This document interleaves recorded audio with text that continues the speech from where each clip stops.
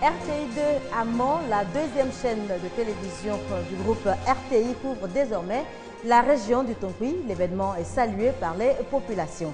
Commémoration ce 21 novembre de la Journée mondiale de la télévision, le lieu de faire le point et de définir les perspectives. Michel Kafando, officiellement président de la transition au Burkina Faso, la cérémonie d'investiture aura lieu cet après-midi. Plusieurs chefs d'État sont attendus au Burkina. Voilà pour les titres. Madame, Monsieur, bonjour. Dans l'actualité, je vous le disais tantôt, le 21 novembre, l'ouverture des programmes de RTI2 dans le district des Montagnes. Cérémonie doublée de celle de l'installation du correspondant de la RTI dans la région. La deuxième chaîne de télévision du groupe RTI se rapproche ainsi des populations du Tonkoui. L'événement se déroule sur la place de la Paix, à Mans, au grand bonheur de ces populations. Compte rendu. Pour les populations à Diokwe, ce n'était pas aisé.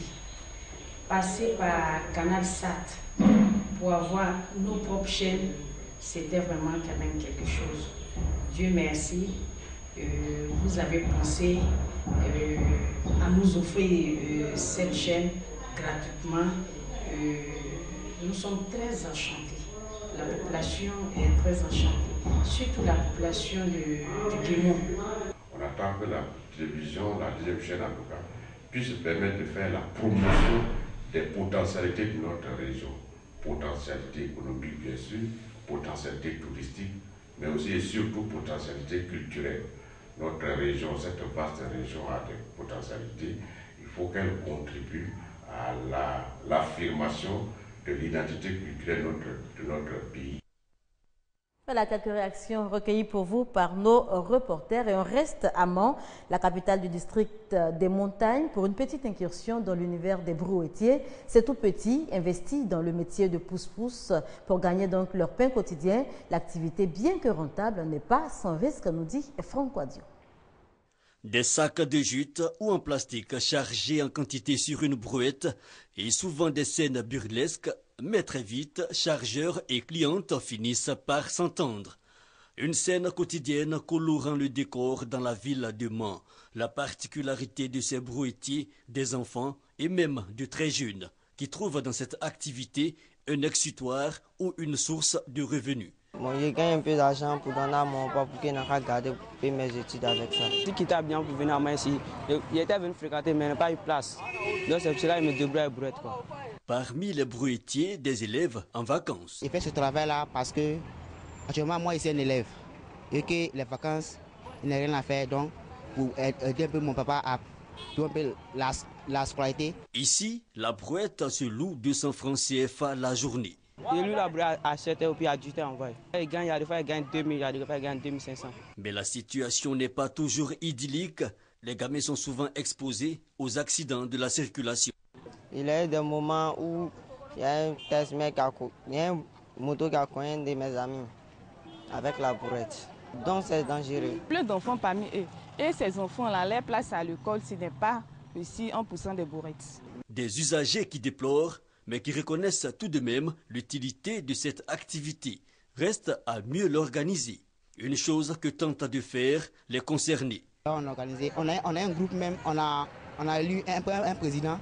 Ils sont plus d'une centaine de jeunes et de moins jeunes à exercer cette activité de brouettier qui de moins en moins à Mans se présente comme un passe-temps. Commémoration ce 21 novembre de la Journée mondiale de la télévision, journée décrétée par l'Assemblée générale des Nations unies le 17 novembre 1996. La télévision est une composante incontournable du monde moderne. L'idée est donc d'encourager les échanges internationaux d'émissions consacrées à la paix et à la sécurité. La déclaration du gouvernement recueillie pour vous par Grace Kando.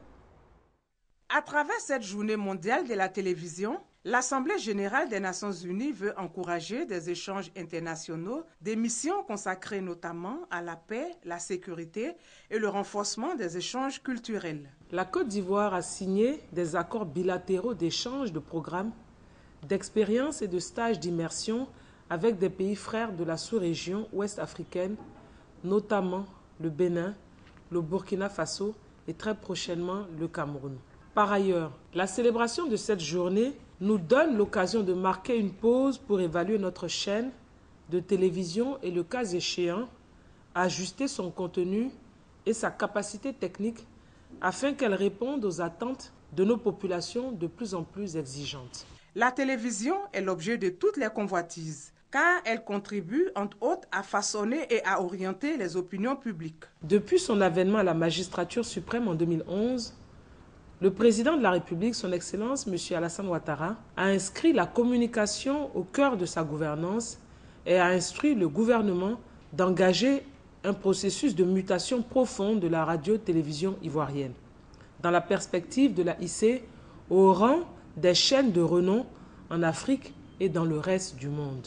Le passage de la télévision au numérique et la libéralisation de l'espace télévisuel, deux projets importants, des défis que tient à relever le gouvernement ivoirien. Je voudrais saisir l'occasion de cette célébration pour rassurer l'opinion nationale et internationale que le gouvernement travaille activement à réunir les conditions pour réaliser les deux projets importants que constituent le passage au numérique et la libéralisation de l'espace télévisuel.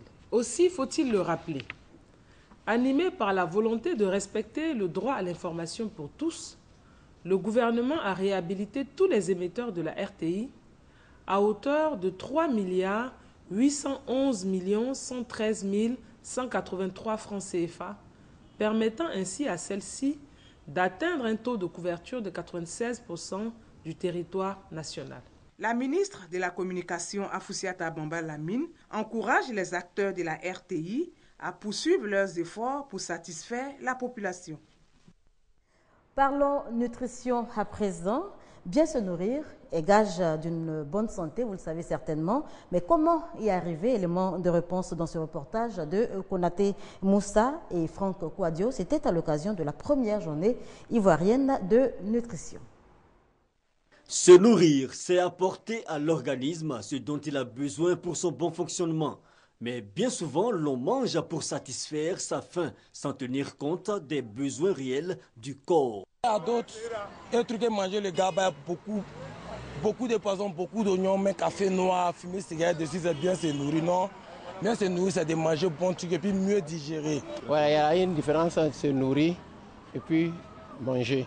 Aujourd'hui, on mange pour survivre, mais on ne se nourrit pas. Bien se nourrir, c'est de manger juste à sa faim. Parce que quand tu manges un peu trop, tu as du mal toi-même à dormir après. Et puis, essayer de varier aussi la nourriture. Ne pas tout le temps manger les mêmes choses. Bien se nourrir, c'est la garantie d'une bonne santé. Les nutritionnistes tirent la sonnette d'alarme. La première journée ivoirienne de nutrition est initiée. Une activité scientifique organisée par la Société ivoirienne de nutrition pour ainsi éclairer l'opinion sur l'intérêt de la bonne alimentation. C'est pour pouvoir vraiment mettre ensemble tous ces chercheurs, tous ces scientifiques, échanger, partager. Ça va nous permettre, je pense, d'aller de l'avant dans ce domaine de la nutrition. On peut penser qu'on se nourrit bien parce qu'on mange beaucoup. Et manger beaucoup, c'est pas bien manger. Bien manger, bien se nourrir, c'est manger équilibré. La Société ivoirienne de nutrition a été créée en décembre 2013. Plus de 150 experts, composés de nutritionnistes, d'enseignants-chercheurs, d'agents de santé, d'industriels et bien d'autres acteurs participent à cette première journée. Des activités culturelles et sportives au service de la cohésion sociale, activités menées par les jeunesses de Yopougon et d'Abobo. Ami Sissoko nous en parle. Art, culture et sport pour renforcer la cohésion sociale entre les populations des communes d'Abobo et de Yopougon. Voilà l'objectif du PAX, projet d'appui à la réconciliation et à la cohésion sociale. Une initiative de l'ONG Search for Common Ground qui vient de présenter les résultats d'études sur la cohésion sociale et les infrastructures socio-culturelles et sportives. Au niveau de la cohésion sociale, il y a une nette amélioration dans les deux communes. On se rend compte aussi que les activités qui permettent de rapprocher les populations, ce sont les activités sportives. On se rend compte aussi qu'il y a une insuffisance d'infrastructures culturelles sur les deux territoires. Plusieurs infrastructures socio-culturelles et sportives seront réhabilitées à Bobo et à Yopougon en vue de la réalisation des activités de ce projet. Jusque-là, les populations n'ont pas encore complètement évacué ce qu'ils avaient dans le cœur, ce qu'ils ont dans le cœur, et d'autres ont beaucoup d'attentes encore vis-à-vis du gouvernement. Donc c'est vraiment important que les activités de cohésion sociale puissent continuer jusqu'aux élections et après même les élections 2015. Ce projet va changer beaucoup, va ajouter beaucoup dans la cohésion. Parce que ce projet, dans sa méthode déjà, il y a un aspect participatif des populations. Donc les populations de divers horizons sont appelées à se côtoyer. Donc à travers ce projet-là, d'abord dans les réunions, dans les ateliers, mais également dans la mise en œuvre même de ces projets-là. Le projet d'appui à la réconciliation et à la cohésion sociale est financé par l'Union européenne à hauteur de 250 millions de francs CFA. Il s'étendra sur 30 mois. Michel Kafando prend officiellement fonction ce vendredi. Le président de la transition Burkina sera investi cet après-midi même après donc une cérémonie de passation des pouvoirs avec le colonel Zida. Cérémonie qui mettra fin à l'intérim militaire et marquera le début d'une transition d'un an. Michel Kafando devra rendre le tablier en novembre 2015, date retenue pour la présidentielle dans le pays. Et j'ajoute que l'ex-chef d'État burkinabé, le président Blaise Compaoré, a quitté Yamoussoukro hier pour Marrakech au Maroc. Aux États-Unis, soulagement pour près de 5 millions d'immigrés en situation irrégulière. Barack Obama promet régulariser donc leur situation. La mesure qui concerne entre autres les mineurs arrivés aux États-Unis avant l'âge de 16 ans est rejetée par les républicains majoritaires au Sénat qui entendent lutter contre le plan présenté par Barack Obama. Régulièrement renvoyé à ses promesses de réforme de l'immigration fixées comme une des priorités de son deuxième mandat, Barack Obama repasse à l'offensive. En dépit de sa perte de majorité au Congrès, c'est très décontracté qu'il a donné rendez-vous à ses concitoyens jeudi soir pour annoncer un plan de réparation d'un système qui ne fonctionne plus. Malheureusement, Washington a laissé ce problème en souffrance depuis trop longtemps.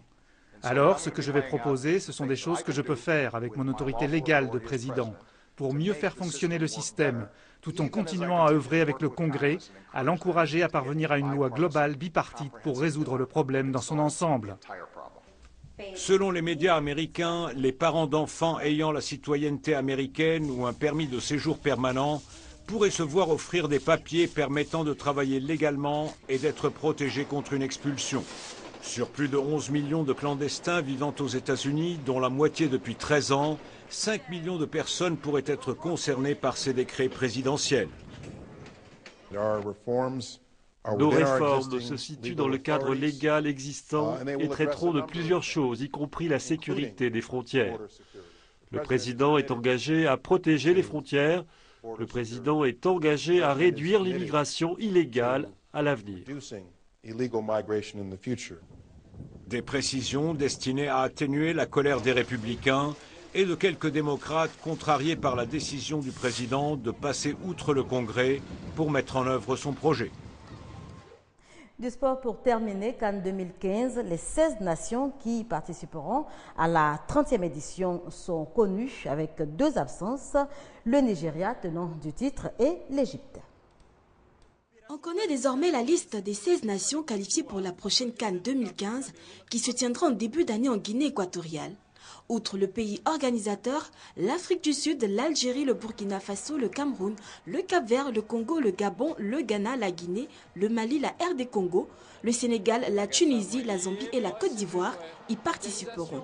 L'absence notable à cette prochaine Coupe d'Afrique, c'est le Nigeria, tenant du titre et 3 fois sacré. Les Super Eagles ont été éliminés en concédant une nulle à domicile 2-2 face à l'Afrique du Sud, pendant que le Congo, lui, ravit le ticket des qualifications du groupe A après avoir battu le Soudan à l'extérieur sur le score de 1-0. Les Pharaons qui comptent 7 cannes à leur actif ne seront pas de l'édition de 2015. Le tirage au sort de la Coupe d'Afrique des Nations aura lieu le 3 décembre 2014 à Malabo. Voilà un reportage signé Arsène Kouassi et Eliane Tapé. Merci de nous avoir suivis. L'information revient à 19h30.